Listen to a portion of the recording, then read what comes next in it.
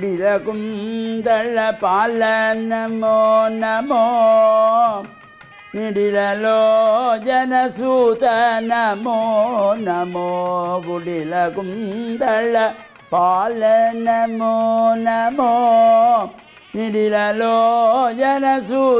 நமோ நமோ மிருகமத சுதிலக நமோ நமோ நமோ பாலா வல்லீச மிருகமத சுதிலக நமோ நமோ நமோ பாலா வல்லீச. ஓம் நமச்சிவாய. மேன்மைகள் சைவ நீதி விளங்குக உலகமெல்லாம். நோயற்ற வாழ்வே குறைவற்ற செல்வம்.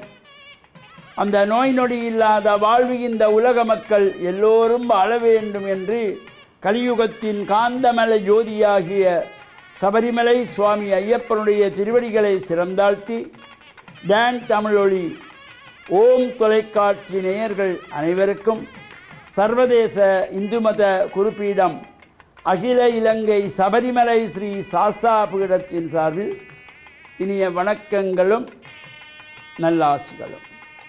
இன்றும் மங்களகரமான குரோதி வருஷம் ஆனி மாதம் 27ஆம் நாள் 11/7/2024 வியாழக்கிழமை. இன்று மலர்ந்திருக்கின்ற இன்றைய பொழுதும் நம் எல்லோருடைய வாழ்விலும் எல்லா விதமான சிறப்புகளும் வெற்றிகளும் கிடைக்க இறையர்களும் குருவர்களும் பூர்ணமாக நிறைய வேண்டும் என்று பிரார்த்தித்து, இன்று குரு வாரம் என்கின்ற வியாழக்கிழமை நாம் ஆசாரியராக ஆலயங்களில் சென்று இறை பிரார்த்தனைகளை செய்து இஷ்ட தெய்வங்கள் குலதெய்வங்களை வழிபாடு செய்து நவக்கிரகங்களுக்குள்ளே குபேர திசை என்று போற்றுகின்ற வடதிசையை நோக்கி அமர்ந்திருக்கின்ற வியாழ பகவானுக்கு மஞ்சள் பட்டு சாத்தி மஞ்சள் மலர்களாலே அர்ச்சனை வழிபாடுகள் செய்து கொண்டல் கடலை நிவேதனம் செய்து வழிபாடு செய்வதும், சிவனாலயங்களிலே தெற்கு நோக்கி அமர்ந்திருக்கின்ற தட்சணாமூர்த்திக்கு மஞ்சள் பட்டு சாத்தி மஞ்சள் மலர்களாலே அர்ச்சனை வழிபாடு செய்வதற்கும் ஒரு சிறப்பான நாள். அது மட்டுமல்லாமல் இன்று முருகப்பெருமானுடைய மாதங்கள் தோறும் அனுஷ்டிக்கின்ற சஷ்டி விரத நாள், குமார சஷ்டி விரதம். நாளைய தினம் ஆனி மாதத்திலே வருகின்ற உத்தர நட்சத்திரம். இன்று இரவு நடேசர் அபிஷேகம், நாளை அதிகாலையிலே உதயத்திலே ஆனியுத்தர தர்சனம் என்கின்ற சிறப்போடு கூடியதாகும். இன்று வியாழக்கிழமை. இவ்வாறு முருகப்பெருமானுடைய சஷ்டி விரதம் அனுஷ்டானம் செய்கின்றவர்களும் அனுஷ்டானம் செய்து இரவு நடேசர் அபிஷேகத்தை தரிசிக்கின்ற அடியவர்கள் தரிசனம் செய்து, இன்று மீன்பாடும் தேர்நாடு என்று போற்றுகின்ற மட்டக்களப்பு கண்ணன் குடா புதுமண்டபத்தடி எண்ணம் பால பூவல் என்கின்ற பதியிலே கோவில் கொண்டு எழுந்தருளியிருக்கின்ற ஸ்ரீ நரசிம்மமூர்த்தி நரசிம்மர் ஆலயத்தினுடைய மகா கும்பாபிஷேகத்திலே தைலாபியங்கம் என்கின்ற எண்ணெய் காப்பு சாத்துகின்ற நிகழ்வு. சகல அடியவர்களும் தங்கள் கைகளாலே இறை பிம்பங்களை தொட்டு மூலாலயம் வரையிலே சென்று நீங்கள் சுவாமி விக்கிரகங்களை உங்கள் கைகளாலே தொட்டு எண்ணெய் காப்பு சாத்துகின்ற ஒரு சிறந்த வாய்ப்பு. அத்தோடு இரவு யாக பூஜையிலே விசேஷ திரவியங்களினாலே ஹோமங்கள் நடைபெறும். விசேஷ திரவிய ஹோமம், அந்த திரவிய ஹோமங்களிலும் கலந்து நாளைய தினம் நடைபெறுகின்ற மகா கும்பாபிஷேகத்திலும் கலந்து இறையருளை பெற்று மண்ணில் நல்ல வண்ணம் வாழ டான் தமிழொலி ஓம் தொலைக்காட்சி நேயர்கள் அனைவருக்கும் சர்வதேச இந்து மத குருபீடம் அகில இலங்கை சபரிமலை ஸ்ரீ சாஸ்தா பீடத்தின் சார்பில் நல்ல ஆசிகளை கூறிக்கொள்வதில் மனமகிழ்வு கொள்கிறோம். சர்வே ஜனாக சுகினோ பவந்து சமஸ்த சன்மங்களானி சுபம்.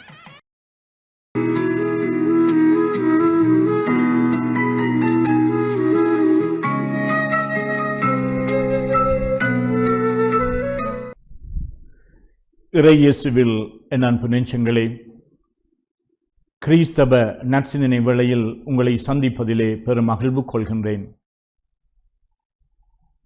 ஒருமுறை இயேசு காணிக்கப்பட்டியிலே பலர் காணிக்கை போடுவதை அவதானித்துக் கொண்டிருந்த பொழுது அங்கு ஒரு ஏழை கைம்பெண் 2 செப்பு காசுகளை போடுகின்றாள். அப்பொழுது இயேசு தம்முடைய சீடர்களுக்கு சொல்லுகின்றார், இவள் எல்லோரிலும் பார்க்க அதிகமாக போட்டிருக்கின்றார் என்று. ஏனென்று சொன்னால் தன்னுடைய வாழ்வுக்கு தேவையான அனைத்தையுமே அவள் காணிக்கையாக போட்டுவிட்டாள் என்று. அதனுடைய அர்த்தம் என்னவென்றால், எவ்வளவு போடுதல், எவ்வளவு கொடுக்கின்றோம். கொடுப்பது கடினமாக இருக்கலாம், அதுவும் நாங்கள் கஷ்டப்பட்டு உழைத்து தேடிய சொத்துக்களை பகிர்ந்து அளித்தல், எங்களுடைய சொந்த ஊதியத்திலே இருந்து ஒரு தொகையை இல்லாதவர்களுக்கு, ஏழையர்களுக்கு பொது நன்மைக்காக கொடுப்பது என்பது கடினமான காரியம்.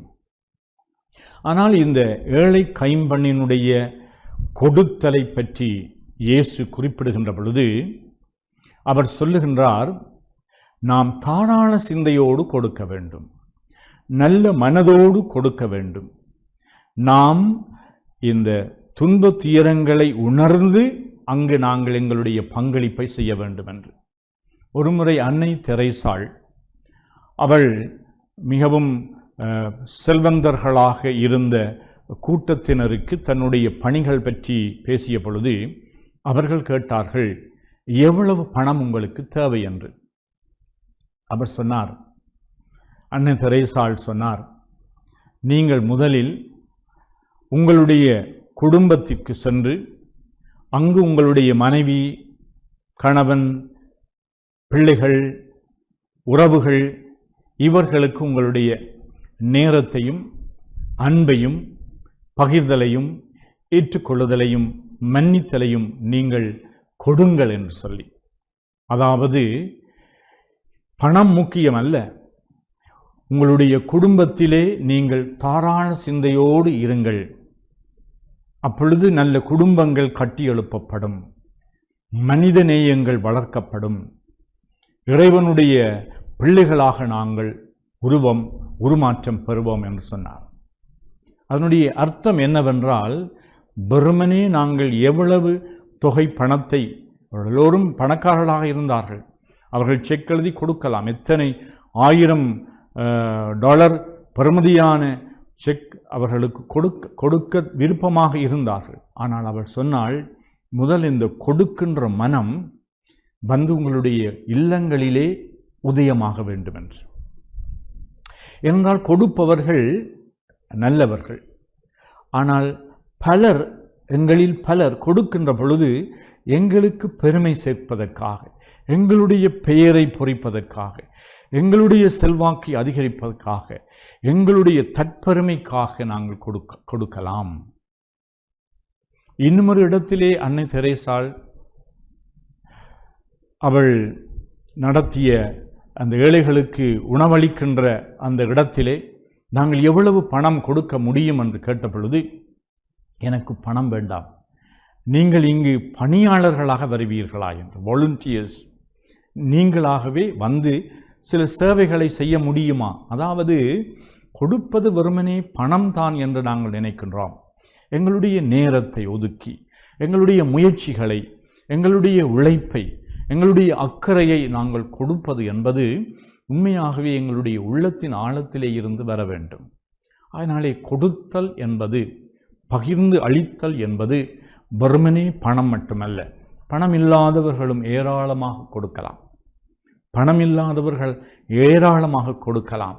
தங்களுடைய நேரத்தை, அன்பான வார்த்தையை, ஆறுதல் நிறைந்த அவர்களுடைய வார்த்தை, அவருடைய பிரசன்னம், இந்த ஏழையர்கள், துன்பப்பட்டவர்கள், நோயாளர்களை சந்திக்க செல்லுவது, நாங்களே ஏராளமான நேரத்தை இந்த பல்வேறு விடயங்களிலே உல்லாசமாக இருப்பதற்காக இனிமையாக நாங்கள் எங்களுடைய கம்ப்யூட்டர்களிலும் எங்களுடைய டெலிஃபோன்களிலும் நாங்கள் செலவு செய்து கொண்டிருக்கலாம். ஆனால் இந்த ப்ரெஷஸ் டைம், எங்களுடைய மிகவும் முக்கியமான பொக்கிஷமாக எங்களுக்கு கொடுக்கப்பட்டிருக்கின்ற நேரத்தை நேரமில்லை என்று சொல்லாமல் நேரத்தை நாங்கள் எங்களோடு வாழுகின்றவர்களுக்கு எங்களுடைய தாராள சிந்தையின் நிமித்தம் கொடுப்பது மேலான கொடையாகும். இத்தகைய மனநிலையை இறைவன் எங்கள் ஒருவருக்கும் தர வேண்டும் என்று ஆண்டவரை பார்த்து இந்த நாளிலே சிறப்பான முறையிலே அருள் வேண்டுவோமாக. ஆமென்.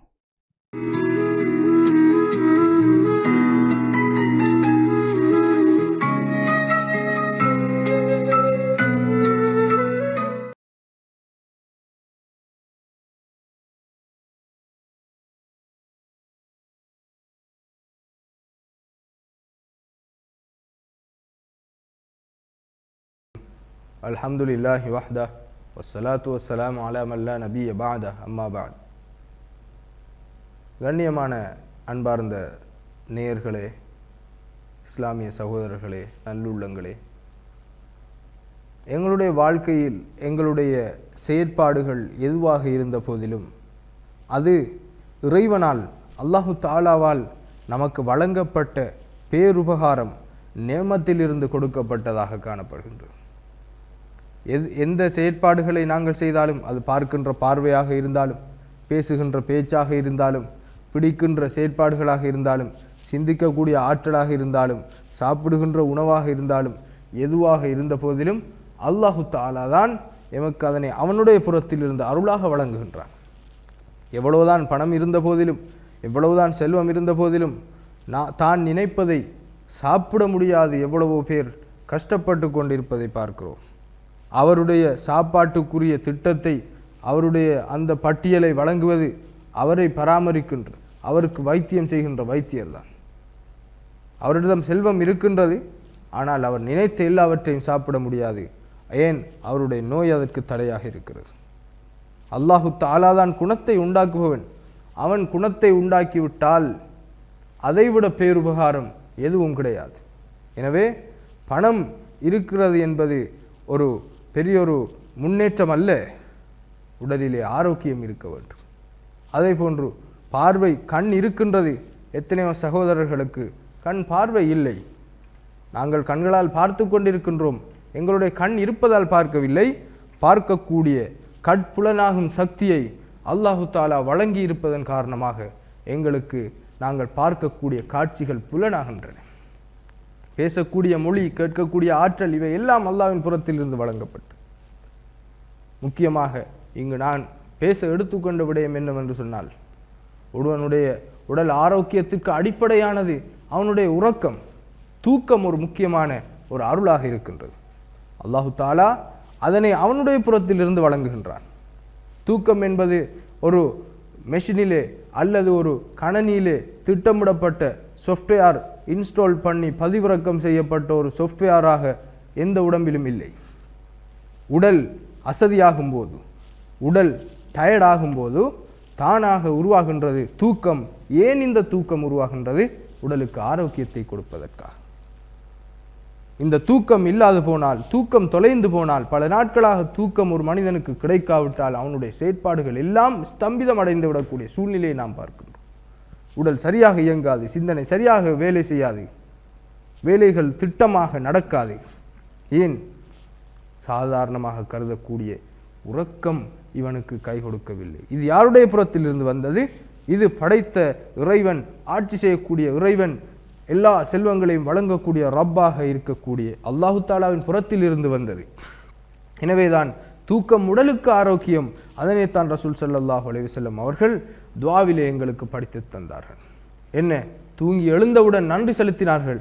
நாங்கள் இன்று எத்தனை பேர் அதற்கு முக்கியத்துவம் கொடுக்கின்றோம்? என்ன நன்றி செலுத்தினார்கள்? அல்ஹம்துலில்லாஹில்லதி அஹ்யானா பஅதமா அமாதனா வ இலைஹின் நுஷூர். அல்ஹம்துலில்லா, எல்லா புகழும் அல்லாஹுக்கே. அஹ்யானா பஅதமா அமாதனா, எங்களை சிறு தூக்கத்திலிருந்து, சிறு உயிர் பிரிதலில் இருந்து அல்லாஹு தஆலா எங்களுக்கு மீண்டும் உயிரை தந்தான். அவனுக்கே எல்லா புகழும். அவனே ஆரோக்கியத்தை உண்டாக்கினான். அல்ஹம்துலில்லாஹில்லதி ரத்த அலைய ரூஹி, உயிரை மீட்டு தந்தவன். வஆஃபனி ஃபி ஜஸதி வஅதின லி பிதிக்ரிஹி, எங்களுடைய உடலுக்கு ஆரோக்கியத்தை தந்தவன். வாதினளிப்பிருக்கிறீ, அவனை நினைத்து நன்றி செலுத்துவதற்கு கூட அருள் புரிந்தவன், அவனுக்கு எல்லா புகழும் என்ற துவாவை கற்றுத்தந்தார். எனவே இந்த விடயங்களை வாழ்வில் நாங்கள் கொண்டு வந்து செயற்படுத்தி அல்லாவின் திருப்பொருத்தத்தை பெற்ற நல்லடியார்களாக அல்லாஹ் நாம் அனைவரையும் ஆக்க அருள் புரிவானாக. வாஹிர் தஅவானா அல்ஹம்துலில்லாஹ்.